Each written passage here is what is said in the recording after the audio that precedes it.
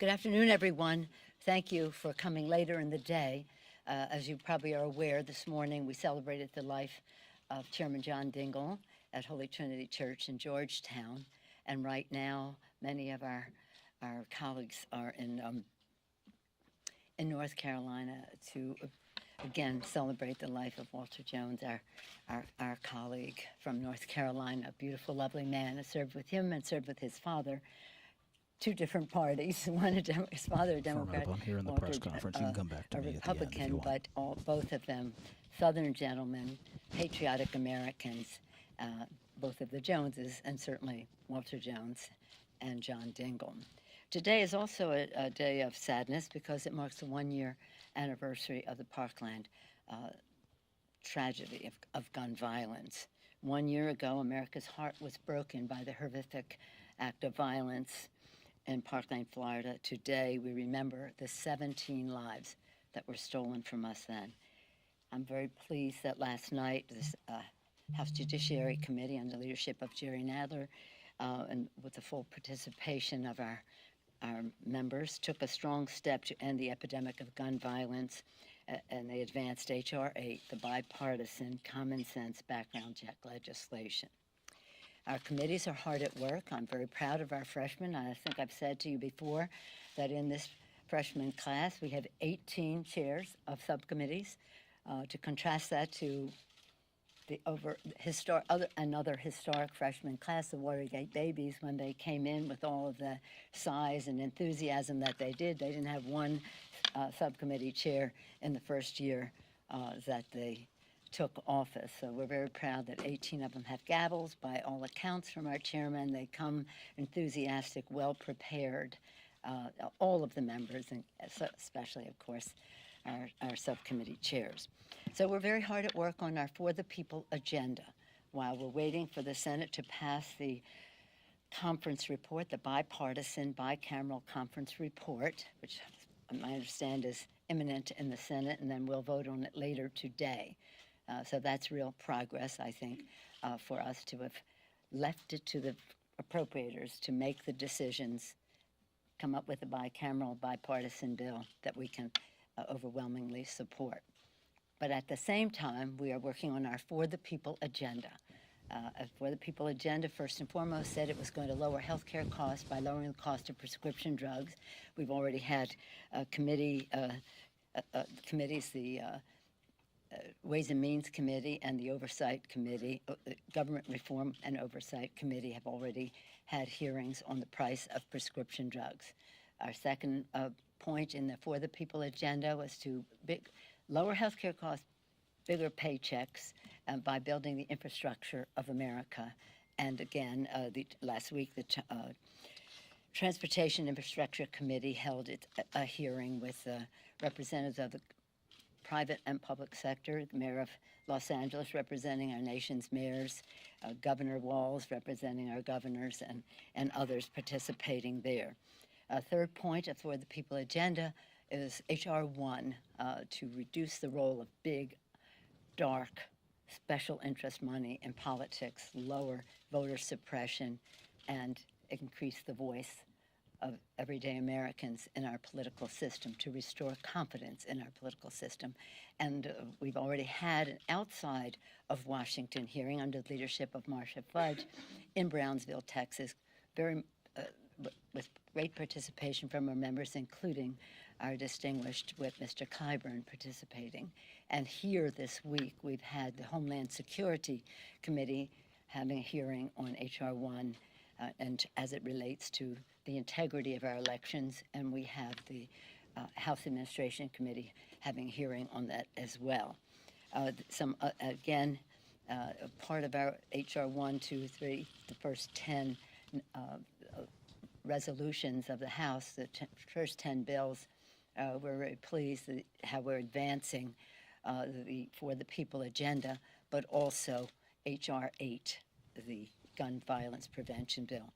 Probably, I think they may report out scheduled to report out that bill, and then Mr. Clyburn's initiative on the fix for South Carolina, which has bipartisan, bicameral support. Just a word further on the on the agreement that we will be voting on later today, in addition to the pieces on Homeland Security, which are very important. And by the way, the Homeland Security budget is a big budget. It's not just about the Mexico border. It's about ice cutters off of Alaska and the other parts of our border that are not necessarily just the southern part. And I'm very pleased that some long advocated for pieces are now in that budget as well. So when you talk about the size of the budget, it's broader than the U.S.-Mexico border. But the bill that we will be passing is a long overdue pay raise for federal employees to make them on a par with military employees as they had always been. An additional $1 billion for the census to combat the administration's assault on and to ensure a fair, accurate count. $3 billion to keep communities safe by combating the opioid epidemic and hiring more police officers. $17 billion to rebuild America's infrastructure, billions of dollars in support of small businesses, more than $9 billion to protect clean air, clean water, and public lands, $9.1 billion in security assistance for our allies, and $7.4 billion for global health and nutrition assistance. So this is a very important legislation. We have the 6 appropriations bills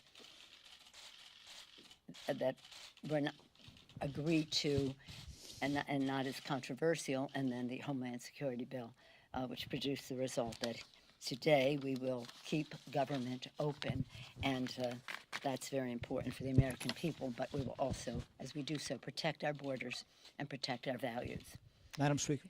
Yes, ma'am. The President just said that he will declare a national emergency when he signs this bill.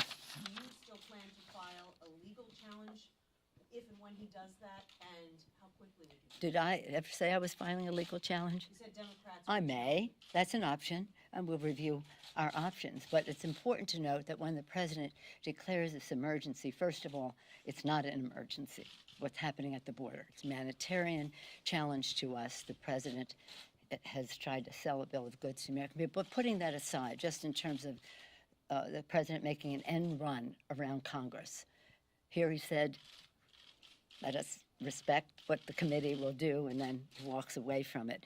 But in any event, the President is doing an end run about Congress, about the power of the purse. You've heard me say over and over again, Article 1, the legislative branch, the power of the purse, the power to declare war, many other powers listed in the Constitution, and of course, the responsibility to have oversight.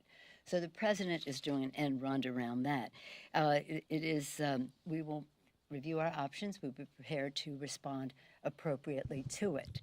I know the Republicans have some unease about it, no matter what they say, because if the President can declare an emergency on something that he has created as an emergency, an illusion that he wants to convey, just think of what a president with different values can present to the American people. You want to talk about a national emergency? Let's talk about today, the one-year anniversary of another manifestation of the epidemic of gun violence in America. That's a national emergency. Why don't you declare that emergency, Mr. President? I wish you would. But a Democratic president can do that. Democratic president can declare emergencies as well. So the precedent that the President is setting here is something that should be met with great unease and dismay by the Republicans. And of course, we will respond accordingly when we review our options. First, we have to see what the President actually says. Madam Speaker. Yes. Yeah. To that end, there's been some discussion of a resolution in the House that might force Republicans to go on the record and vote against this. Would that be an option? I'm saying that we are reviewing our options. We have to see what the President will say. This, I don't believe that there's any good faith negotiations to have with the Republicans in Congress if they're going to support the President doing an end run about what the will of the people, the Congress of the United States, has put forth. So we will review our options, and I'm not prepared to give any preference to any one of them right now. Madam Yes, Speaker, sir. Yes, thank you. sir. On the news of the past couple of moments that the President told the Senate Majority Leader, that he would sign the bill. You must be pleased with that. But on the national emergency, does that change the vote calculus at all? Obviously, if you have the president saying he's going to sign a piece of legislation, people would say, okay, I would vote for that, but also that caveat that could potentially peel votes away. Does that have any impact? Let's just have the vote, Chad. That- That's very but- interesting. But let's you don't just think have that the vote. that changes the support one way or the other? Well, it made, I don't know, it's probably had more of an influence in the United States Senate. We have the votes in the House. But it is interesting to see how the president has said to the Republican leadership in the Senate, Senator Shelby, a senior appropriator, the chairman of the Appropriations Committee there, a respected leader in the United States Senate. I don't have confidence in what you did, even though the president failed to convince the American people and their representatives in Congress of his position. But let's just see what the votes are. Who knows what the calculus is on the other side? I don't. Doesn't affect your side of the aisle, though. No. Clear. Madam Speaker, as far as the, Yeah, I'm sorry. gun control bill, or rather the Yes. background check bill is concerned, you just said that a national emergency should Yes. be declared. Well, it could be declared. If he wants to talk about emergencies, that's a national emergency. That's something that you would like to see a president declare. No, I'm just saying a president could do that. If you want to go down that path, then let's look at what really is a national emergency. I'm not advocating for any president doing an end run around Congress. I'm just saying that the Republicans should have some dismay about the door that they are opening, the threshold they are crossing. Madam Secretary, in your opening comments, you spoke some about the freshman class. Yes. I was just wondering, that there have been a number of viral moments that some of these new Democratic members, No, especially. that's the word, isn't it? Viral, viral, viral. Is that your questions now, about viral moments of the freshmen? Thought of their influence. Do these Dem freshmen have an outsized influence that you've never seen before? No, this is welcome to the Democratic Party. We are not a rubber stamp for anybody. We are not a monolith. We never have been. And who would want to lead a party that would be described that way? The members come, they bring their enthusiasms, their priorities. We welcome that, and they are not programmed. They are spontaneous, prepared, and I'm proud of them. Okay? Yes, sir. Again, you mentioned the anniversary of Parkland several times. Yes. And the legislation you bring to the floor. Yes. Enjoys broad support. Yes. Other legislation to that end, not quite as popular around the country, although it's more popular among the Democratic caucus than probably ever. Are you committed to bringing to the floor some further legislation to that end, such as the restoration of the ban on assault-style weapons? Well, the the Judiciary Committee and the committees of jurisdiction will review any proposals that we have on any subject.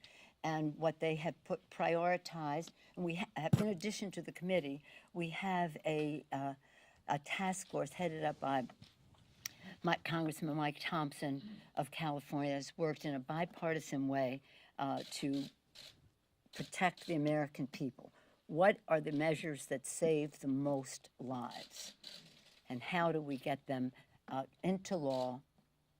It's a proposal that turns into legislation, that it passes as law, that makes a difference in the lives of the American people. And it's up to the committee and the task force to make their proposals as we go forward. We do think that keeping guns out of the hands of people who shouldn't have them probably saves the most lives. Thank you all very much. Thank you. Oh, happy Valentine's Day. All we need is love and chocolate, right? What time are you voting? Can we still go to Valentine's Day dinner? That would be the hope. It depends on how soon the Senate takes up the bill. We said that we wouldn't vote before 6:30 because that's when our members come back from North Carolina. But we hope not to have it be 1 minute after that. So you'll have time for dinner. Thank you all very much. Thank you.